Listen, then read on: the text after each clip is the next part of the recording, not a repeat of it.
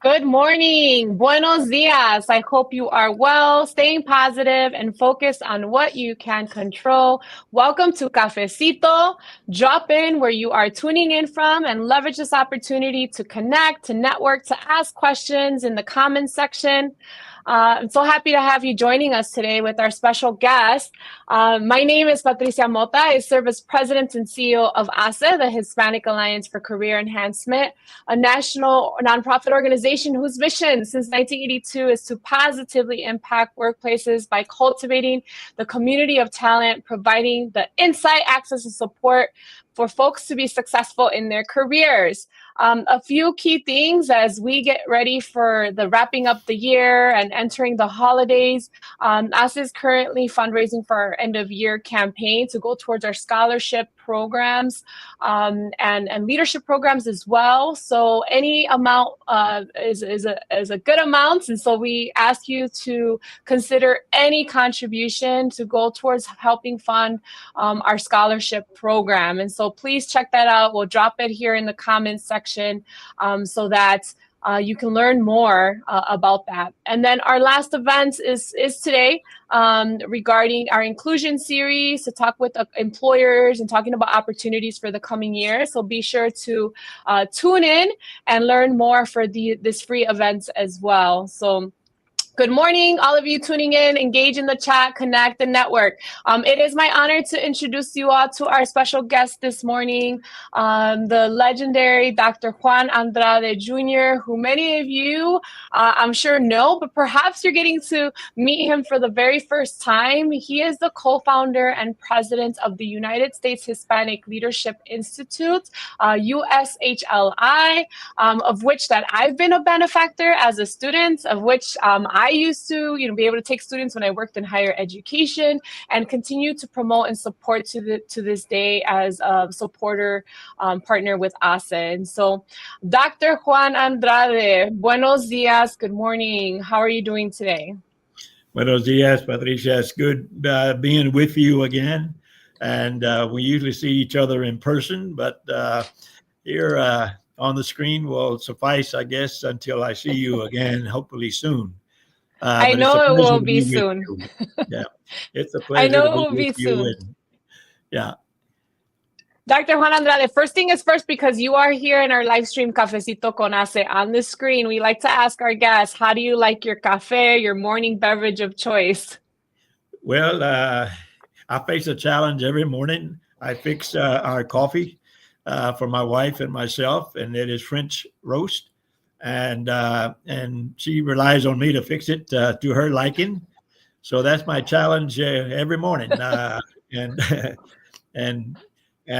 She enjoys it, and so do I. Most importantly, we enjoy sharing a good cup of coffee every morning that I am home. Wonderful. And so kind of you to prepare that for your wife to enjoy, a good cup of coffee when you start the day. And for me, I love coffee, which is why we do Cafecito con HACE, but I think it's one of the things that I like to start off, one of the many things, and be grateful for to have that and enjoy that cup of coffee.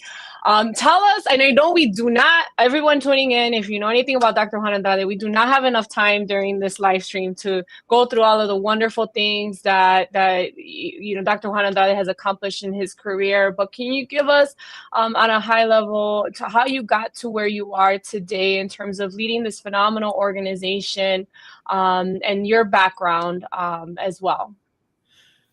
Well, I've been, thank you, Patricia. I've been Mexicano my entire life. And not a born again Hispanic. I've always taken pride in who we are and who I am. I don't happen to be Hispanic. I think I could have been anything. God could have made me white, black, Asian, Indian American, Asian, anything, but he chose to make me Latino. And so I have been that my entire life and try to be the best version of myself as I could. I'm one of those few people that have gotten. I'm going to be 78 years old, and I have Wow. yet to apply for a job. I've never had to apply for a job, and it's funny because this year I agreed to teach a class on Latino politics here at Purdue University, and they made me fill out an application, and I had to go to the Office of Human Resources because I did not know how to fill out an application. It's that bad. But fortunately, most people learn somewhere along the way how to do that, but never having had to do it, I never learned. But it was an experience, and fortunately, there was a lot of young people much smarter than I and capable, knowledgeable in technology and such. And they helped me fill out my application, and I was able to get on board and teach my class. Wonderful. It's been a learning experience. My ride, I'm working on my book, and a friend of mine designed the cover, and she was very creative in doing so.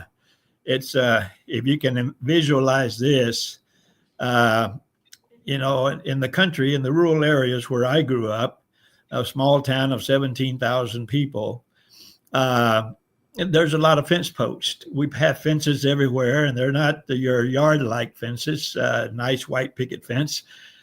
These are for cattle, wire and fence post. And so when people talk, and they want to keep it confidential, we always say between us and the fence post, because we just, lean on the fence post and talk to each other. There's a frog on top of that, a toad, on top of that fence post with its neck sticking out. And I've lived my life sticking my neck on these occasions.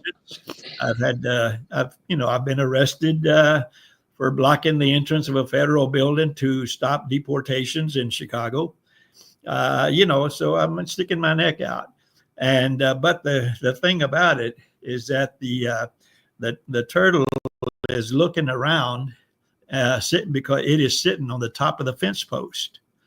And the title of the book is "I Know I Did Not Get Up Here by Myself." Wow. Because Love that. it can get to the top of a fence post by itself, and that's my story.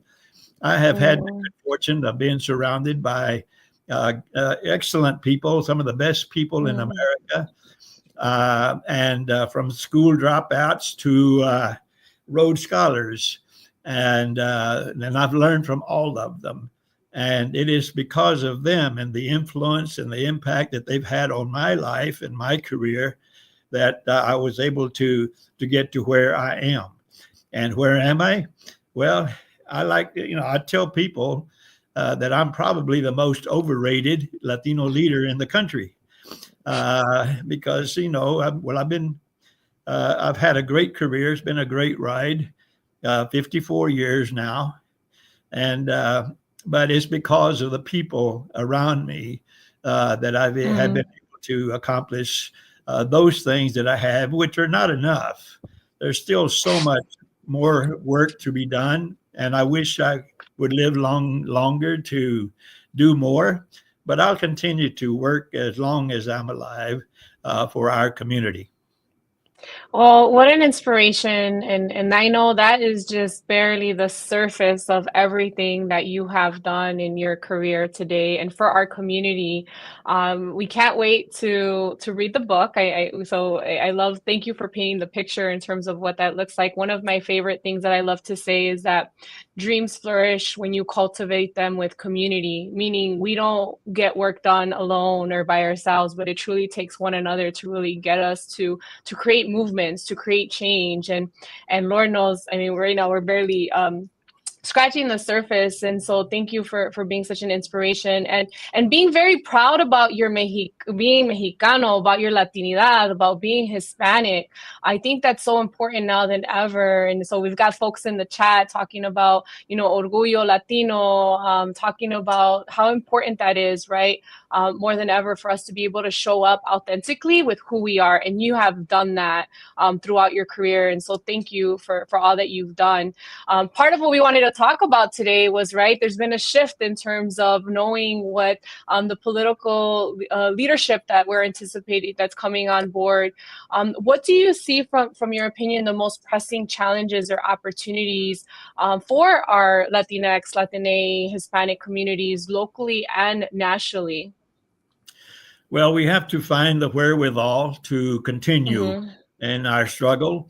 Not there's no one's going to deny that it's going to be a tough road to hoe, and we're going to have our work cut out for it. But I think that within our community, I've had the opportunity to see and work with over 1 million people across the country in my career, and I know the talent is there. All we have to do is cultivate that talent in each and every individual, because we all know that we have a talent. God gave every person a given talent. Sometimes there are people that I've gotten to know that have more than one talent. They have 2 or 3 talents, but we all have at least one.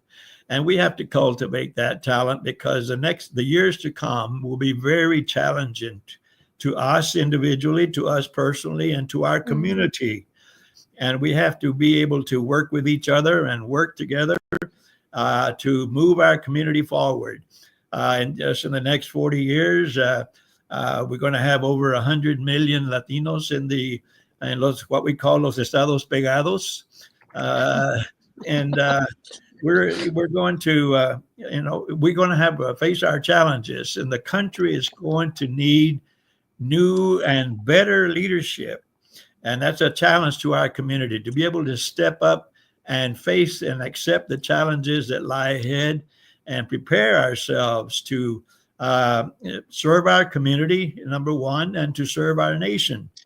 This country is going to need new and better leadership, and it's our responsibility, I believe, to cultivate that leadership that's going to need to emerge over the coming years, and because it's going to be great 40 years from now to see over 100 million, Latinos and in the United States, and it's going to be a very challenging time. But we got a lot of things going for us. More of us are graduating college than ever before, especially among Latinas. The guys are a little lagging behind a little bit, but we need to try to catch up and keep up with our Latina sisters, and who are paving the way. More Latina enrollment in grad school, for example, is just rising, increasing dramatically, and that's good. And so we'll know that our community will be in good hands in the decades to come, and we can look forward to that.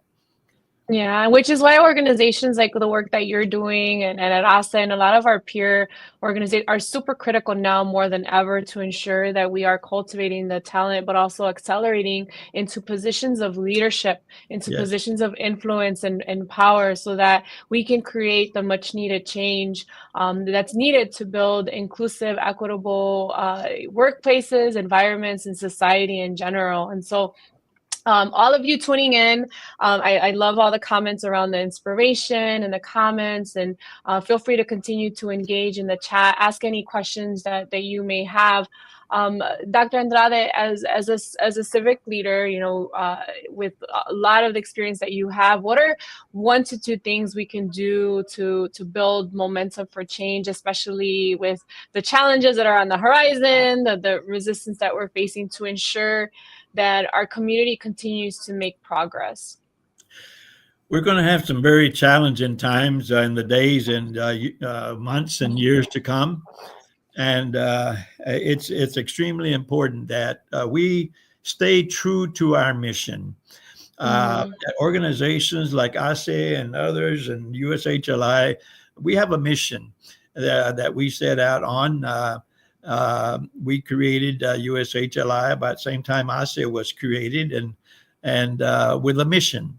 And we have a purpose to fulfill, and we need to stay true to our mission, and face the challenges that may come our way, and face them together. But the important thing is to not lose sight of our purpose in life, and stay true to our mission, to serve our community, to give back to our community, to cultivate leadership within our community, and prepare ourselves, strengthen ourselves. We have to become stronger. We're not strong enough to just survive on our own. We have to survive together, and keep our organizations afloat.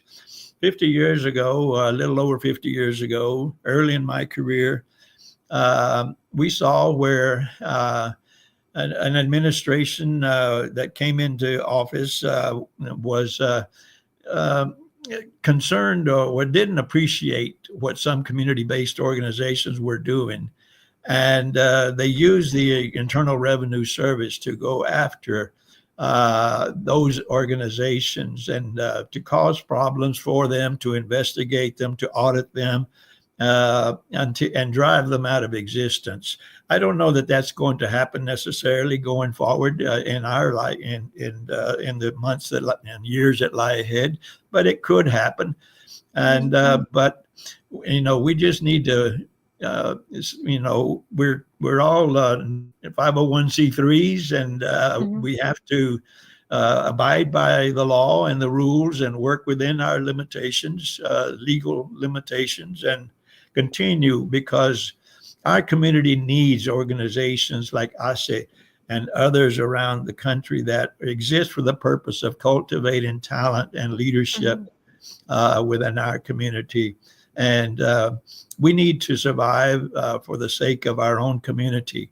And our community needs to support organizations, like HACE and others that are out there working every day throughout the year to cultivate that leadership and talent, to create opportunity to serve for our community. Absolutely. And hey, everyone tuning in, if Dr. Andrade, for his history and doing this work, is inspired and continues to do so, we should all be right. Like, we have no excuse, right? We have to keep on keeping on. And like, I love what you said, is staying true to the mission of the work, and the mission is to who we are. I think, and it's sometimes easy to want to hide or cover, and it's a time and place that we need to be even more vocal and promote who we are and the work that we're doing. And that goes with identity, right? We talked about Latinidad. So, but my question too, Dr. Andrade, is what ideas or effective ways do you have to engage and educate our communities about the most critical issues impacting them, and ensuring that this information is kind of translated over to action here in Chicago, regionally or nationally? Well, we have to keep doing what we've been doing, but do more. Because access to information is critical to our community, and they need to hear. Our community needs to hear the voices of coming from our own community that are productive, that are positive, that are true, and it's just important because. And what we've been doing, just like you have gatherings. We convene Hispanic serving institutions at our national conference coming up in February of 2025, and it's still continue to bring people together. We can't isolate ourselves either individually or institutionally.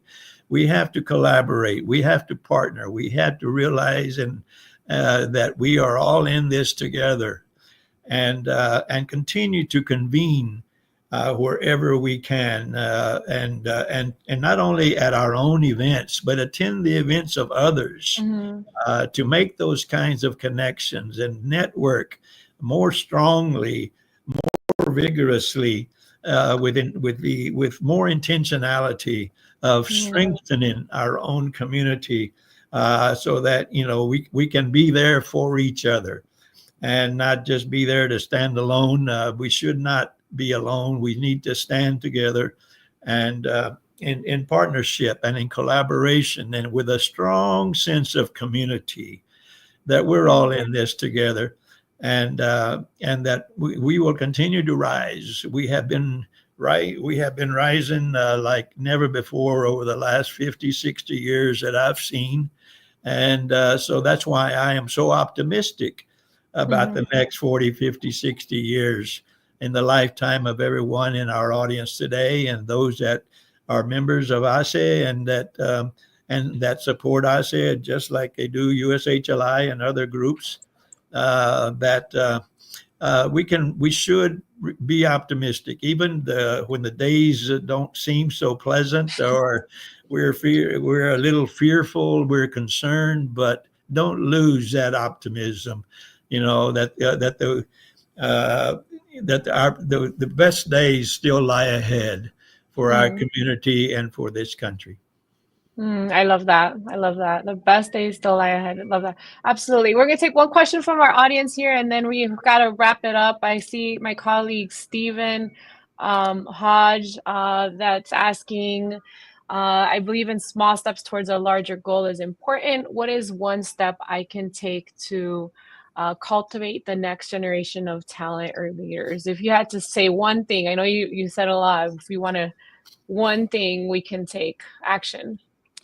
Well, I can tell you what I did last Wednesday, a week ago, after the election, is that I just did a quick self-examination, like a self-X-ray, and to see, how much further down can I drill, can I dig in to summon that wherewithal that I am going to need to continue cultivating that next generation of talent and leadership.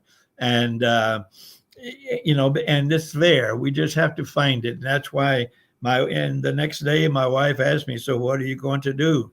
I said, I'm going to give it all I got going forward, and I'm going to work harder than I ever have, and whatever I can do for my community to cultivate that level, that next generation of leaders. This Friday, I'm speaking here in Chicago to young people. And again, about leadership and so even I myself and leaders like you and leaders like those in listening today, have to just summon that wherewithal, just dig down a little deeper within ourselves to summon the courage and the vision and the hope and the optimism necessary to continue cultivating that next generation of leaders. We owe it to those who came ahead. I've had the good fortune of working with leaders, the most dynamic and prominent leaders in America over the last half a century. And we owe it to the next half a century to give it to all that we have. So the first thing for all of us to do is what I did last Wednesday. And that is to realize that I have to dig down a little deeper within myself to summon the wherewithal to continue this work that we have been doing, and not slow down. To the contrary, accelerate the work that we've been able to do thus far. I love that. So all of us, we have it within you, right? To take that self-reflection, that self-examining X-ray, you called it, to summon the wherewithal, because if you've been doing the work, there's more there to continue, and to your point, accelerate this work that needs to be done. Last question, and we have to wrap up. What are you most hopeful for? I think you shared some examples, but or a positive story that gives you hope. That when the going gets tough, the tough get going. We have to be tougher than we ever have before. And like many of us didn't think we would have to, be any tougher than we have been thus far, because, I like to, I want to die being able to say that I fought I ran the good race, I fought the good fight, and I kept the faith. My faith lies very strongly in our community. And I know that we can pull together and we can work our way through this, whatever lies ahead. There is nothing greater and stronger than the human spirit. And that spirit needs to rise up, and we need to summon that spirit within ourselves. Because like I told my wife last week, I'm not going to take this, whatever's coming my way, I'm not going to take it lying down. I've got over half a century invested in what I've been doing, and I'm going to do more of it and accelerate it till the day I die. Well, if that does not inspire you all tuning in, I don't know what will. Dr. Juan Andrade, big hug to you. Thank you for your continued, just leadership and for your inspiration to all of us to keep going and to continue to push forward for our comunidad and for what's right. Mil gracias. And thank you all to tune in. Continue to engage in the chat. Y hasta la próxima. Until next time, everyone. Take care. Bye-bye. Bye-bye.